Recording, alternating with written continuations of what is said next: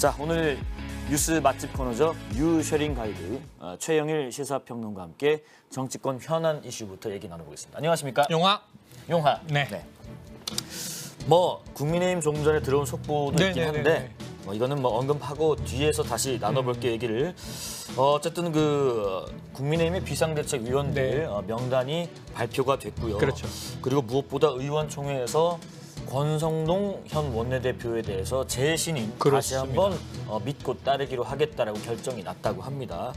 오전에 사실 5선 중진의 정우택 의원부터 물러나라. 이거 비상 상황을 만든 원인 제공자 책임져라라고 했는데 야 다시 한번 권성동 원내대표가 재신임을 받았습니다. 스포트라이트님 목소리 왜 그럼 하시는데 죄송합니다. 제가 어제 무슨 일이 있어서 좀 목이 쉬었어요. 잠깐 좀 쉬었는데 코로나는 돌아오고 아니에요. 있습니다. 코로나는 아니고요. 네. 자, 일단 첫 번째 얘기는 이 주제부터 나눠보겠습니다.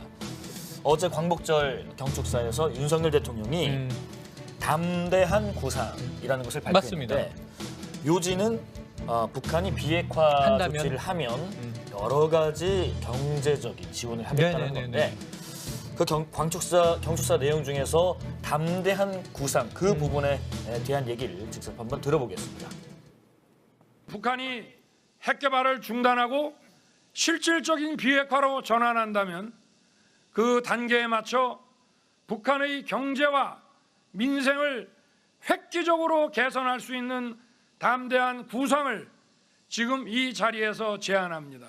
북한에 대한 대규모 식량 공급 프로그램, 발전과 송배전 인프라 지원, 국제 교육을 위한 항만과 공항의 현대화 프로젝트, 그리고 북한 농업 생산성 제고를 위한 기술 지원 프로그램, 병원과 의료 인프라의 현대화 지원, 국제 투자 및 금융 지원 프로그램을 실시하겠습니다.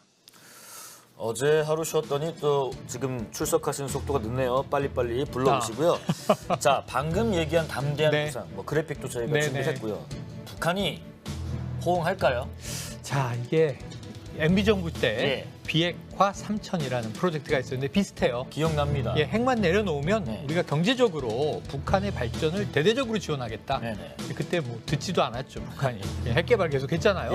근데 지금 애매한 것이 뭐냐면 내용은 좋아요. 북한이 호응을 하면 다만 북한은 단계적으로 우리가 핵 내려놓고 우리 다 벗었는데 준다고 하면 안 주면 어떻게 할 건데. 뭐 이 불신이 있는 거죠. 단계적으로 우리가 하나 내려놓으면 하나 줘. 둘 내려놓으면 둘 줘. 이제 이걸 원하는 거잖아요. 호응할 가능성은 높지는 않다. 근데 거기다 또 하나 문제는 뭐냐면 오늘부터 을지 프리덤 쉴드 한미 연합훈련 시작이에요. UFS. UFS 이게 그러니까 우리말로는 을지 자유의 방패 훈련인데 저희는 을지 포커스가 더 익숙한데 옛날에 팀 스피리트 세대예요. 그건 더 옛날에. 그래가지고 이제 이게 한미 연합 훈련이 또 실기동 훈련으로 시작되다 보니까 북한이 당장 이 대통령의 제안에 호응할 가능성은 낮습니다. 다만 이제 이러한 제안을 던져놨으니까 앞으로 밀고 당기면서 뭔가 단계적으로라도 의사소통을 하기 위한 준비를 해야 되겠죠. 그리고 어제 담대한 구상도 얘기를 했지만은 주요 키워드 제일 많이 얘기한 게 뭔가 한번 뽑아봤는데요. 보니까 자유라는 것이 무려 33번. 그리고 나서 독립, 뭐 광복절이니까. 국민, 세계, 평화, 경제.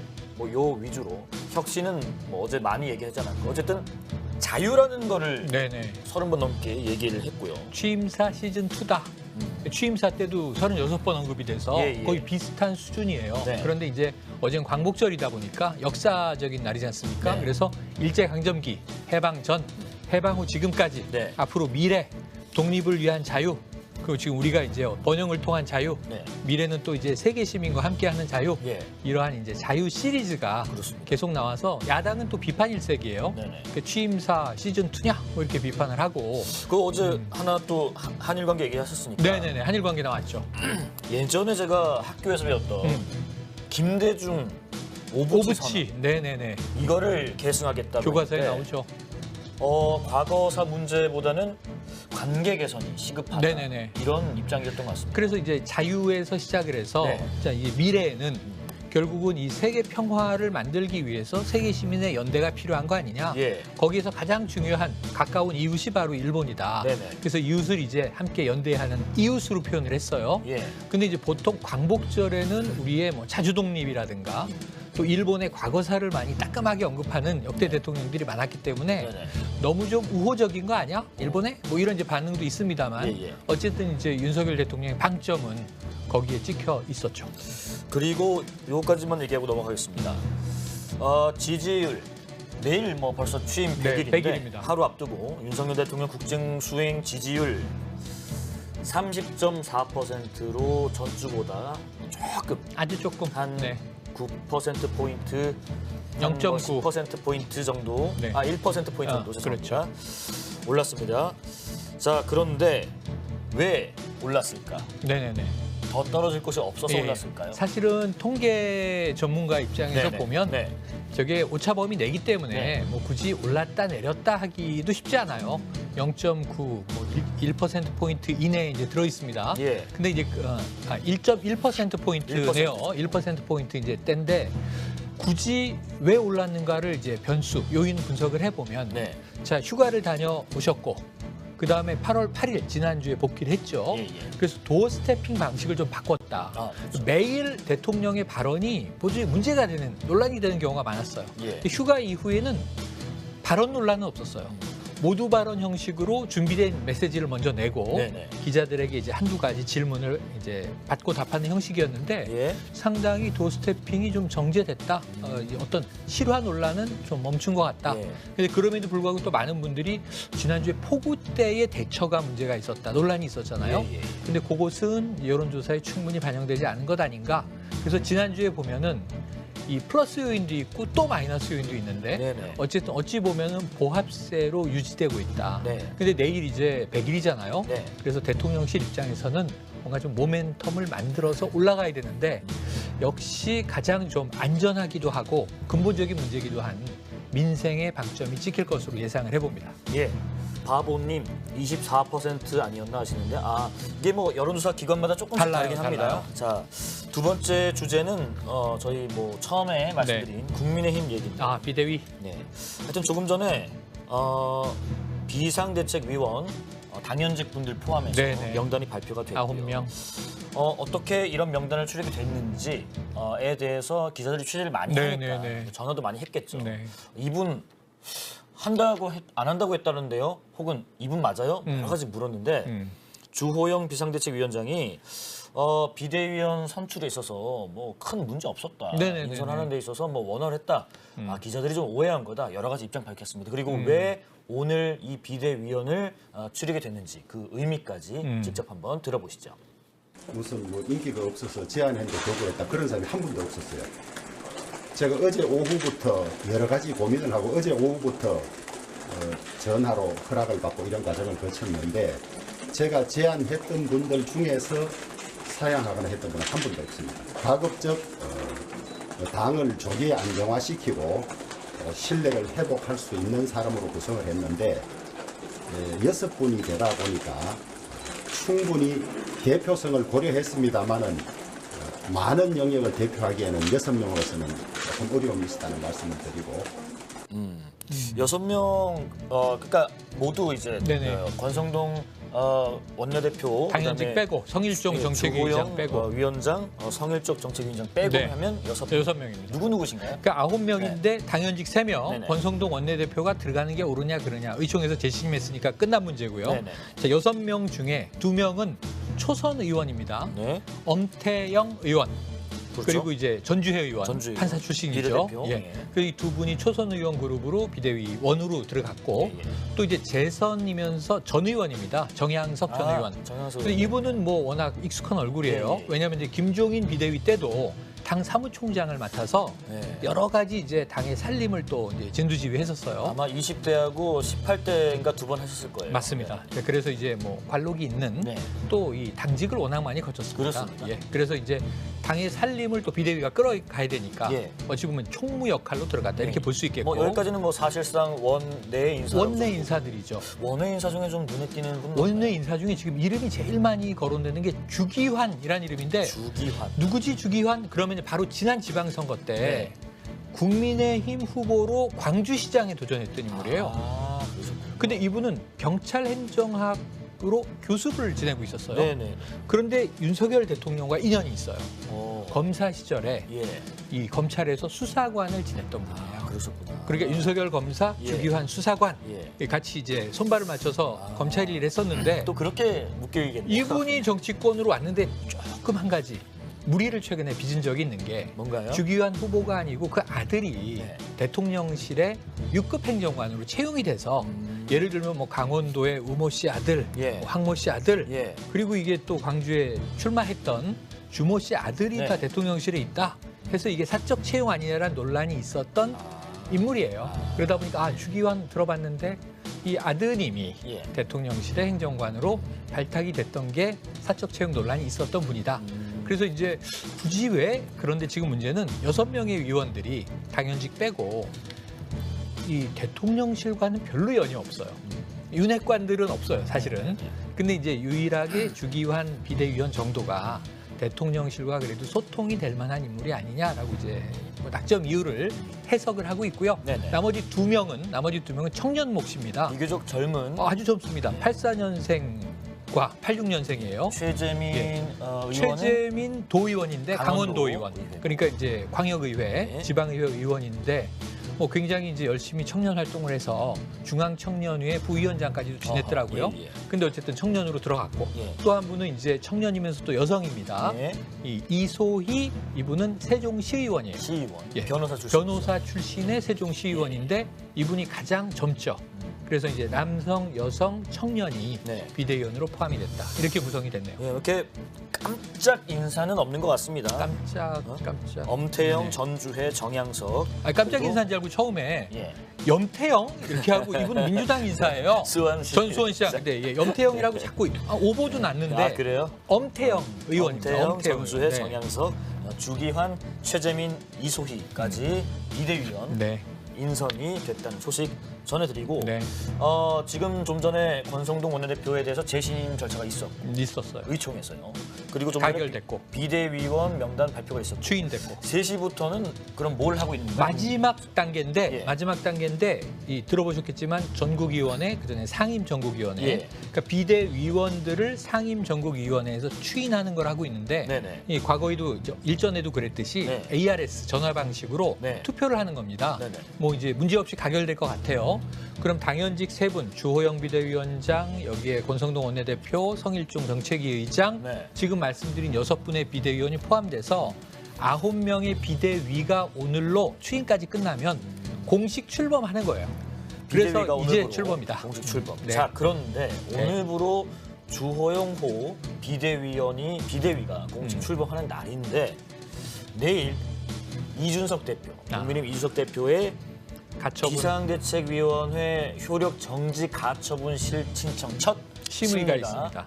바로 내일 열립니다. 근데 이게 심리가 열리면 가처분은 빨리 결정해 주거든요. 그렇죠. 가부를. 이걸 일단 잡아두고 따져야 되니까 이 내일 아마 가타부타가 나올 것 같아요. 내일 나와요. 그런데 이준석 대표는 예고한 대로 하루에 1개 이상의 뭐 TV든 라디오든 유튜브든 방송을 통해서 여론전을 펼치고 있습니다.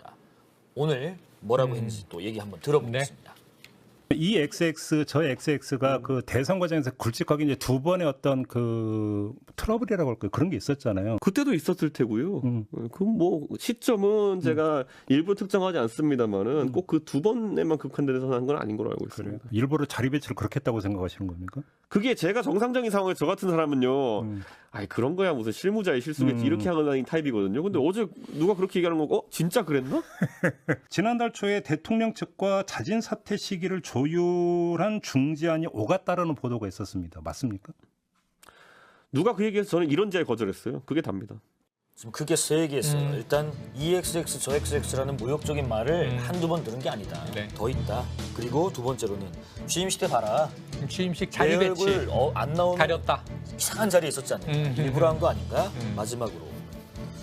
자진 사퇴 얘기가 나왔을 때 이런 제안에 거절했어요. 근데 있었다는 걸 인정한 셈이 된 거죠. 자, 그러면 청산별 의원님 윤핵관과 이준석은 모두 물러나라라는 얘기도 하시고요. 어쨌든 내일 만약에 가처분 신청, 효력 정지 그렇게 되면 굉장히 곤란해지는 상황이 곤란해지죠. 당이 하루 만에. 당이 사실은 마비 상태로 빠지는 게 오늘 비대위를 출범시켰는데 가처분이 인용되는 경우 비대위는 위법하다. 그러면 어떻게 되는 거냐면 되게 이상해요. 비대위는 법적 이 실효성이 없는 거예요. 판단을 받기를. 그러면 이게 보통 가처분 내릴 때 우리 윤석열 검찰총장 시절에 추미애 장관이 징계를 내렸더니 가처분 신청했잖아요. 본안 소송은 윤석열 총장이 패소했어요. 나중에. 근데 그 즉시는 돌이킬 수 없는 손해가 발생할 가능성이 있다. 검찰총장직에 복귀하시오. 가처분은. 그래서 직을 수행했거든요. 그럼 내일 가처분이 인용되면 이준석 대표가 이기는 건데 이겨도 이준석 대표가 직무 복귀는 못해요. 징계 중이니까. 당국은 지금 6개월을 받고 있잖아요. 그럼 당에 지도부가 없어지는 이상한 상황이에요. 그런데 지금 많은 법조인들은 정당의 이제 깊숙한 내부 활동에까지 법원이 이래라 저래라 개입하지 않는 것이 일반적이다. 당내에서 결정한 거 아니냐. 그러면 이것을 기각하거나 각하할 가능성이 높다. 아예 다루지 않는 각하. 그건 당내에서 해결하시오. 법적으로 이건 뭐 따질 문제가 아니요. 이렇게 되면은 비대위는 이제 순항할 수 있게 되는 거죠. 그 대신 이준석 대표는 더 곤란한 상황으로 빠지게 됩니다. 정치의 영역을 법 쪽에서 재단하는 게 맞는가 하는 이건 좀 부끄러운 일이에요, 사실은. 법이 해결하지 못하는 부분을 해결하라고 정치가 존재하는 거거든요. 근데 정치인들이 모두 다 법적 판단을 구하면 정치는 뭐 하는 것인가? 스스로 정체성의 문제를 제기하는 거예요. 청산별공님, 가처분은 기각될 것 같다 하시고 어떤 분께서는 또 트러블 메이커가 계시네 또 하시고요. 자, 이런 상황에서요. 이준석 대표에게 홍준표 대구시장 사실은 뭐 초반에는 이준석 같은 인재가 정말 잘 돼야 될 텐데 하고 좀 이렇게 두둔 하셨는데 어제는 이렇게 글을 올렸더라고요. 떼쓴다. 지금 이준석 신드롬은 더 이상 없을 거다. 없다. 정치판 지금 이렇게 시시각각 변하는데 보기 참 딱하다. 그만하고 성숙하고 내공 있는 모습으로 돌아와달라. 이렇게 홍준표 대구시장이 글을 올린 내용까지 국민의힘 당내 상황 좀 얘기해봤고 민주당 얘기 해보겠습니다. 민주당. 뭐 당헌 80조 이제는 뭐 많이들 아세요. 개정 의결됐어요. 전당대회 준비위원회 줄여서 전준위라고 하는데 의결을 했습니다. 그러면 뭐가 바뀌었고 뭐가 어떻게 앞으로 된다는 건지. 자, 이제 우리 김용준 당직자가 민주당의 당직자예요. 잠깐만요. 그 얘기를 대변인 얘기를 좀 듣고 들어볼까요? 보충 설명해 주시죠. 좋아요. 당헌 80조와 관련된 사안으로는 원래 기소가 되면은 직무 정지가 이루어지는데 전준위에서는 하급심에서 금고 이상의 유죄 판결을 받은 경우 직무 정지가 될 수 있게끔 하고요. 정치 탄압 등에 대한 부당한 이유가 있다고 인정되는 경우에는 기소가 되었을 때 윤리심판원에서 즉시 조사가 이루어질 것이기 때문에 그 부분을 최고위원회 의결을 거쳐서 징계 처분을 취소 또는 정지할 수 있고. 방금 전용기 대변인이 전용기 의원이 얘기한 저 두 부분이 핵심인 것 같은데. 맞습니다. 저 얘기가 의결되기까지 조금 전에 그 민주당 의총에서 경론이 있었죠. 경론이 있었죠. 어떤 사람을 위한 특정인을 위한 당헌 개정이다. 아니다. 무슨 소리냐. 일반론이다. 자, 어쨌든 뭐가 어떻게 지금 바뀌는 겁니까? 자, 이런 거죠. 지금 이제 당대표가 어제 강훈식 후보가 사퇴를 했어요. 2파전이에요. 이재명 후보, 이제 확정적으로 이재명 후보가 될 것 같아요. 압도적이니까. 앞으로는 이제 2파전이라 좀 봐야 되지만 박용진 후보가 뭐 강훈식 후보의 지지표 일부를 끌어간다 해도 합쳐도 이재명 후보를 못 이기는 상황이에요. 쭉 가고 있는데 당헌 80조. 자, 당직자가 기소가 됐어요. 그러니까 재판에 넘겨졌다. 재판에 넘겨졌다. 기소라 하면. 그러면 혐의가 있으니까 검찰이 재판에 붙였겠지. 그럼 우선 당직 정지. 일하지 마세요. 얼음 땡. 그래서 재판 끝나고 나서 따져봅시다. 그 송사를 마무리하고 돌아와서 다시 정치를 하십시오. 통상 재판 2, 3년 걸려요. 자, 그럼 3심까지 가니까. 그런데 지금 뭘 바꾸냐 하면 이걸 추진한 쪽, 청원한 쪽에서는 야, 지금 여당이 또 대통령이 검찰총장 출신인데 야당을 탄압하려고 별 죄가 없는데 막 압수수색하고 해가지고 죄가 있어. 그러고 이거 기소할 거리가 이제 기소를 했어. 일단 기소를 해. 네. 재판에서 따져봐. 네. 그러다 보면 이 사람은 직무정지되니까 정치활동 못하는 거 아니냐. 네. 이거는 야당에 대한 정치 탄압으로 기소가 쓸 수 있는 거 아니냐. 근데 만약에 이재명 후보가 당대표가 된다고 전제했을 때 지금 사법 리스크가 여러 가지가 있잖아요. 그러면은 검찰이 뭐 대장동이든 백현동이든 뭐 김혜경 씨의 법카 남용 의혹이든 혹은 성남 FC든 뭐 하나라도 기소해버리면 당대표의 직무가 정지될 수도 있다. 그렇지. 이거 막아야 한다. 예. 그러다 보니까 역으로 야, 개인의 사법 리스크 막겠다고 당원 당규를 바꾸는 건 사당화 아니냐? 네네. 이게 박용진 후보의 이제 그렇지. 비판인 거예요. 그렇습니다. 그 내부에서는 이거 이재명 후보를 위해서 바꾸자는 거 아니냐? 안 된다 이러면 네. 하는 반대론이 있는 거고, 그리고 실제로 탄압받을 수 있는데 거기에 대해서 우리 민주당이 방어 절차를 갖는 게 문제야? 그리고 이거는 또 이재명 후보가 아니라 나중에 다양한 사람들에게도 네네. 우리 당의 보호 장치가 될 수 있잖아. 네. 해서 격돌이 벌어졌던 거고요.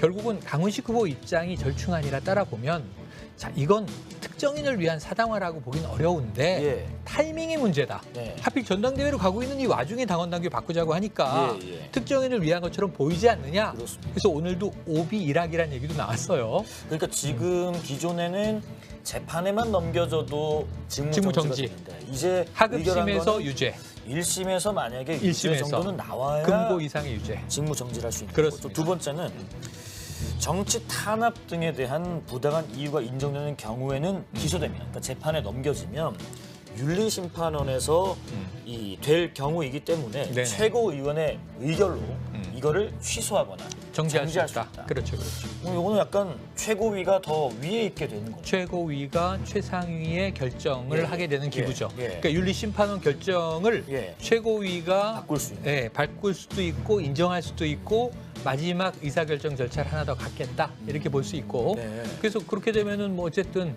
이 기소됐다고 무조건 당무를 뭐 정지시키는 이러한 문제들은 좀 해결 해법을 가질 수 있지 않겠어? 예. 이런 이제 수정안인 거죠. 이게 다 이제 처리가 됐기 때문에 어쨌든 앞으로 기소만으로 뭐 당대표 등 예. 사실은 이건 당대표를 이제 타겟으로 한 건 아니에요. 네네. 당대표 직무정지는 상상도 못했는데 지금 국민의힘을 보니까 당대표도 직무정지가 되더라. 그러니까 우리 민주당도 저런 상황은 없어야 되지 않느냐 뭐 이런 취지인데 어쨌든 찬반이 팽팽했다. 빨강뿌리님 탄압 같은 소리 하시고 닭강님 정치 탄압용 기소로부터 유력 정치인을 보호해야지 이렇게 팽팽해요. 나뉘고 팽팽해요. 있습니다. 자 어쨌든 요 개정 당원 개정 의결로 끝났다. 이재명 방탄용이 아니냐라는 논란은 더 이상 뭐 하는 게 의미가 없습니다. 의미는 없는데 아마 박용진 후보는 계속 비판할 가능성이 있어요. 그렇습니다.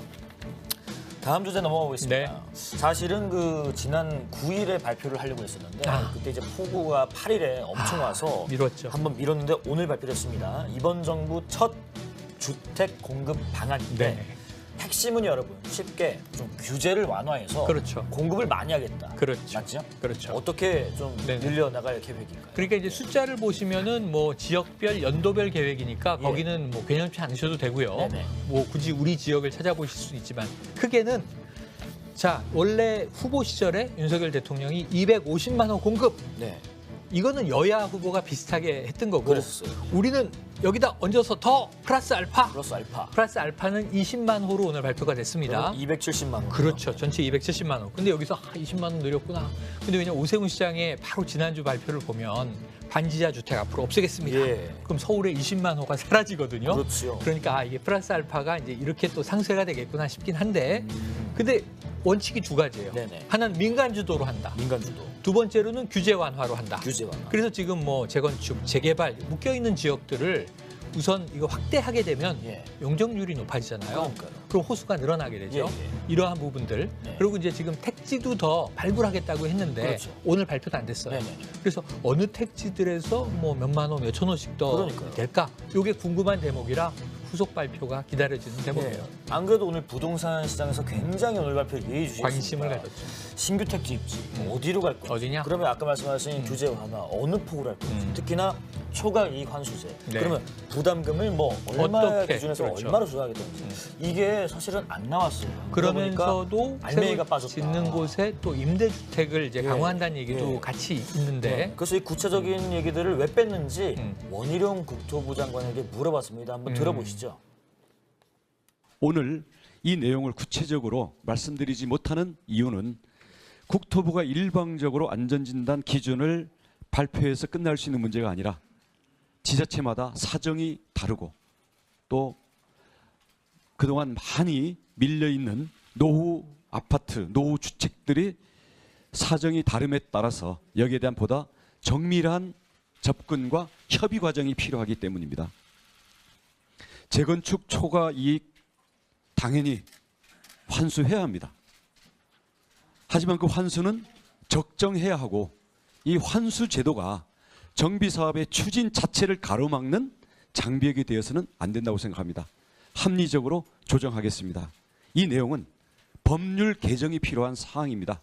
그렇기 때문에 국토부가 재건축 초과 이익 부담금을 어떻게 조정하겠다라는 결론을 미리 제시하는 것은 국회 논의 과정에서 변경이 생겼을 때 국민들께 매우 큰 혼란을 줄 수가 있기 때문에 저희가 이것은 국회에 입법 과제로 제출하면서 9월 중에 국토부의 방안을 제시하도록 하겠습니다. 저는 사실 오늘 원희룡 장관에서 그 설명을 들으면서 최근에 그 박순애 전 장관이 떠올랐습니다. 정책 추진을 너무 또 확 디테일에 발표해 버리면 지금 말씀하신 것처럼 법 개정이 없이 밀어붙이면 또 더 큰 혼란이 오니까. 혼란도 오고 공격도 들어오고 그래서 노련하게 우선 원론적인 결과를 오늘 발표한 거고 앞으로 이제 디테일은 차차 발표 나가겠다는데 저는 또 한 가지 이 국토부 장관이 다 말할 수 없었던 것 중에 택지는 어디다. 그거요. 여기가 몇만 호다. 뭐 여기는 이제 저 지역부터 노후 주택들이 많은 지역이기 때문에 재개발을 먼저 추진한다 그러면 부동산 가격 문제가 또 생겨요. 맞죠. 지금 부동산 관심이 그거잖아요. 그렇습니다. 와, 도심권에 지금 뭐 10,000호 공급한데 저 지역이 먼저 개발되는데 저 지역 택지를 이제 저 아파트로 쓴대. 그러면 지금 부동산이 사실 정부는 지금 고민이 좀 있어요. 하락세라 거래 절벽이고. 하지만 정부는 안정 보합세 이렇게 보는 거고 부동산 시장은 지금 하락세다 이렇게 보는 거거든요. 그럼 이게 공급을 추진하면 가격이 떨어져야 되는데 지금 재개발이나 규제 완화 관련해서는 또 부동산 가격이 들썩일 수 있는 이슈거든요. 그래서 지금 원희룡 장관의 머리는 상당히 복잡할 것 같아요. 자, LH에서 분양도 공급도 안 하고 그냥 보유 중인 아파트부터 푸는 게 좋겠다 하시고 빨간꿀이님 그냥 모두 풀어라 넓게 살자 하시고. 이제 LH 사장이 이제 막 교체되는 시점이기 때문에 저 경영진이 좀 안정화된 이후에 나오겠죠. 쉽지 않습니다. 자, 뉴세린 가이드 마지막 내용은 이겁니다. 오늘 검찰이 오전부터 바쁘게 움직였습니다. 일단 서욱 전 국방부 장관, 그리고 박지원 전 국정원장, 그리고 그 두 사람의 사무실과 자택까지 압수수색하면서 서훈도 있어요. 서훈 그렇죠. 그래서 관련된 수사가 좀 급물살을 타고 있는 것 같은데. 박지원 전 국정원장이 압수수색 당한 이후에 잠깐 또 인터뷰를 해줬습니다. 역시 정치 구단답게 아주 위트 있게 답을 했는데 한번 들어보시죠. 검사 한 분과 두 수사관은 약 30분간에 걸쳐서 압수수색을 했는데 휴대전화 세 것 하나 그리고 수첩 5개를 가져간 것이 전부입니다. 굉장히 예의 갖추어서 압수수색을 했고 특별한 불만은 없습니다. 단 국정원 서버를 지웠다는데 왜 우리 집을 압수수색하는가? 그분들이 제가 국정원의 비밀 문건을 가지고 나왔지 않는가 이걸 좀 찾는 것 같다고 그럽니다. 그래서 그런 것은 없기 때문에 수첩 5개, 제 휴대전화 하나 가져갔습니다. 저한테 이제 기자들 연락이 안 됩니다. 그건 굉장히 해피합니다. 섭외할 때 어떻게 해야 되나 싶네요. 기자들 연락됩니다. 왜냐하면 비서관과 보좌관 연락처를 저도 알고 있습니다. 결국에는 청와대 윗선까지 속도를 내는 수사가 되는 전초전이 아닌가 싶기도 합니다. 그렇죠. 그러니까 지금 국정원장 시절에 그러니까 서훈 전 국정원장도 대상인데 이분은 국가안보실장도 했고 국정원장을 했죠. 그 박지원 전 국정원장이 있고 서욱 국방장관이 있어요. 전직. 근데 이분들을 압수수색해서 뭘 찾는 거냐면 서해 공무원 피격 사건 관련해서 전임 정부는 이게 월북 정황이 있다. 이번 정부는 월북 정황이 없다. 그리고 180도 다른 발표를 했고 사과까지 했어요. 해경이 국방부도 그렇고. 그런데 이제 그렇다면 지금 이 박지원 국정원장 시절에 내부 첩보 보고서를 국정원이 만들었는데 이걸 지웠다. 국방부는 밈스라는 또 시스템이 있죠. 여기서 서욱 국방장관의 지시로 이 기밀 문서를 지웠다, 삭제했다. 근데 요거는 공용 서버들이기 때문에 다 존재해요. 그럼 그 기록은 이미 검찰은 갖고 있을 거예요. 실제로 지시를 했고 지웠다면 공용 전자문서를 삭제해서 훼손한 거에 대한 혐의가 적용이 되고 또 그 외에는 이제 이 공무상의 기밀과 관련된 또 직권남용 이런 문제들이 걸립니다. 그래서 검찰이 과연 이번 10여 군데 압수수색에서 좀 이제 어느 정도 의미 있는 증거를 확보할 수 있는가? 이게 기소 여부와 그다음에 그럼 이들이 그런 행위를 한 게 사실로 확인됐다면 단독은 아닐 거 아니에요. 윗선은 누구인가? 그럼 결국은 이제 당시 청와대로 올라가는 것이다. 이렇게 이제 시나리오는 보여지는데 어느 쪽에 이제 공방에서 우위가 점해질지 검찰의 수사의 칼날을 지켜볼 대목이네요. 자, 화요일에 코너 바로 또 이어갈 준비를 하겠습니다. 뉴쉐링 가이드 최영일 시사평론가는 여기까지 말씀 나누고요. 잠시 후에 크리스탈 마인드 그게 더 재밌어요. 이수정 그게 재밌어. 교수와는 인하대 성폭행 추락사 관련된 얘기 깊게 나눠보겠습니다. 바로 돌아올게요. 고생하셨습니다.